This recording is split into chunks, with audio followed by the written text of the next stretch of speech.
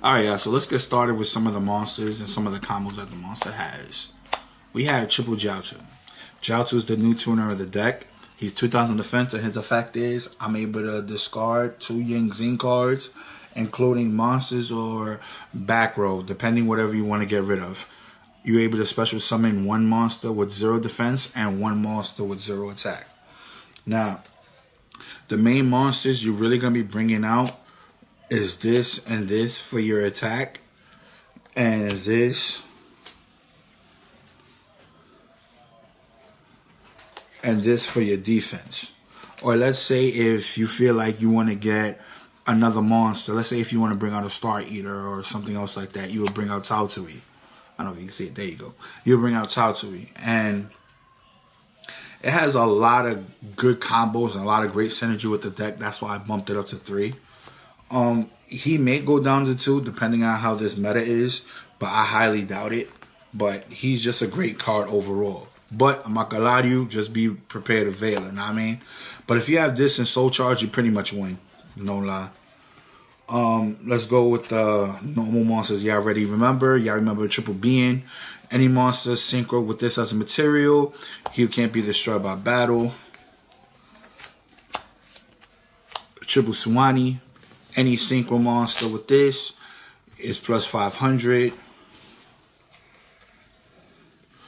2 of the Chiwins. Now, the main reason why I brought him down to 2 is because this is more of a Jiao Tai build, and I don't want to sit there and focus too much on this with the whole, you know, graveyard manipulation, and I have to worry about this leaving the field. Because at the end of the day, I think that was one of the flaws that Yang Zings had before. Like, they depended too much on the combo effects going off, like this resolving to bring him out, and then after that, hopefully synchroing into like a boxy or something. I really feel like with the new tuner, like, it's not really necessary. But 2 is always a great number to have him in.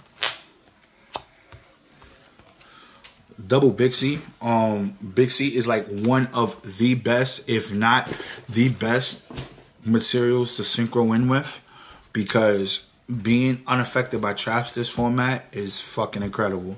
Like, you don't understand how many Burning Abyss players have gotten salty because of this. The skill drain matchups, all these other matchups, it's really crazy. 1 Pulao. Pulao, I was gonna cut him entirely, but then I sort of realized the spell minimization is not that bad as I thought.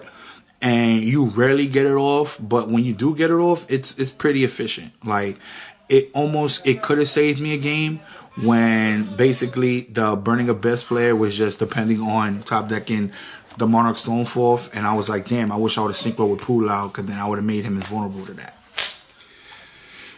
One of the 5-star. He's terrible in the hand, but he's great to combo off with. So I'm not gonna lie, there's been a lot of plays that I could just go Jiao Toy into him, and then the 2-star, and then make Giga Castle and just start beating up shit. Like, that's basically what he is. But he's terrible in the hand, no lie. And 1 Masked Chameleon, because Masked Chameleon with this guy makes 1 card returning Boxia, that's plus 500. Or with this guy, could make Yazi can't be destroyed by battle, so that's pretty good.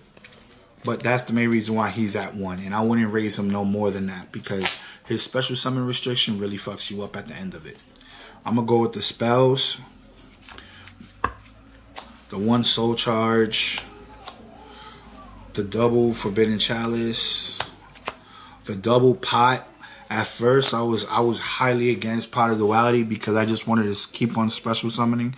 But then there's a lot of times that your opponent doesn't want to ram into your monsters, so you can just sit there and set up plays for next turn. I really think that's when Duality is most crucial.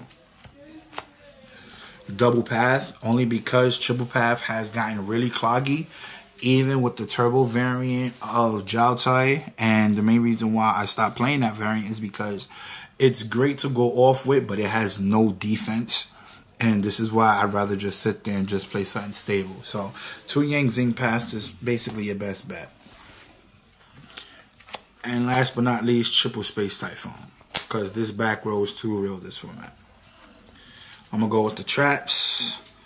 Now, you're going to see some shit in here. And I'm not going to lie to you. Shit's going to be crazy. This right here is the Compose. The 2 breakthrough skills.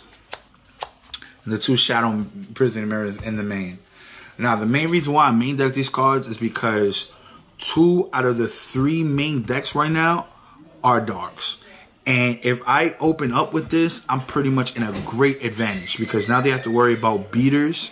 And they have to worry about their monsters being negated by this. So that's the main reason why. And they don't expect this game 1. So by catching them off guard with this, it's pretty good. Like you pretty much in a good shit. It's like saying like somebody main decking defense or main decking macro against them. 2 brutalities. The main reason why I only play 2 is because this card is like a double-edged sword.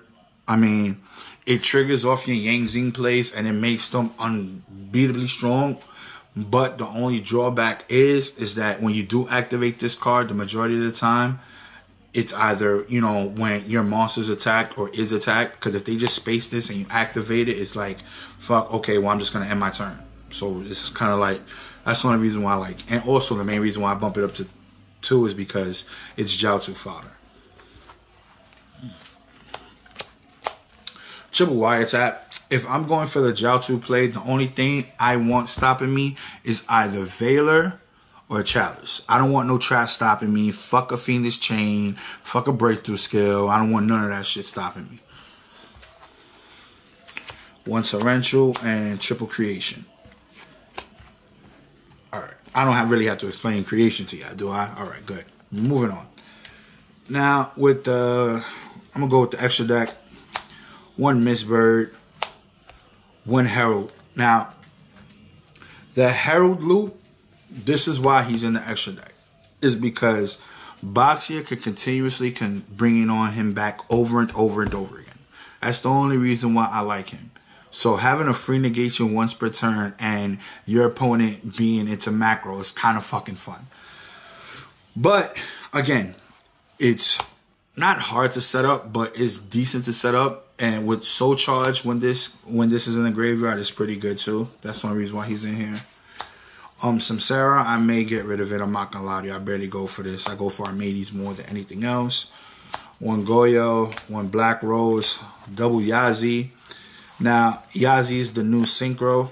Now, his effect is that he cannot be targeted by card effects. Period.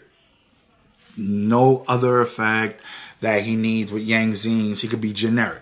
So, just with that alone makes him hard to deal with. Now, with the effect of the Yang Zings, makes him even more broken than his original effect is. Also, not for nothing, he's a scrap dragon. And if he's destroyed by anything, he's able to bring out a worm monster from the deck.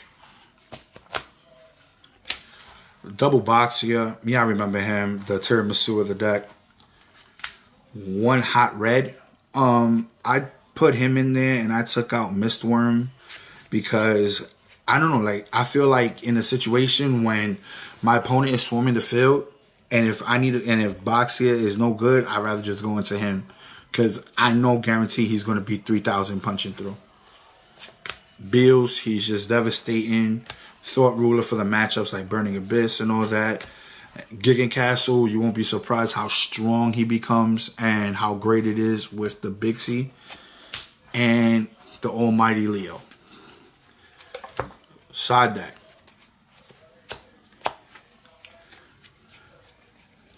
Triple non-fusion area. I don't know. I still feel Shaddolls because with the monsters I can make with Bixie and all that other shit, it's all great until a construct comes to the board. Then it's like, fuck, alright, so I'm wasting this synchro for nothing. Now I had to go for bills. But this just, you know what I'm saying, it gives them a harder time to sit there and deal with some shit. Now this is just for Shaddolls. That would be the only matchup I would side for them. Zombie World, for Quillovs, for Tribute Stun. I guess it could also be somewhat of a side for Burning Abyss, because when they try to go into that Monarch shit, I could just play that out, but I wouldn't really even go to that for that. triple mistake. The only time we actually add cards to our hands is through Pot of Duality. And the majority of the time, the Pot of Dualities will come out for this, especially if I'm going against Quillos. Because this, with Quillos, it doesn't hurt them. It just slows them down.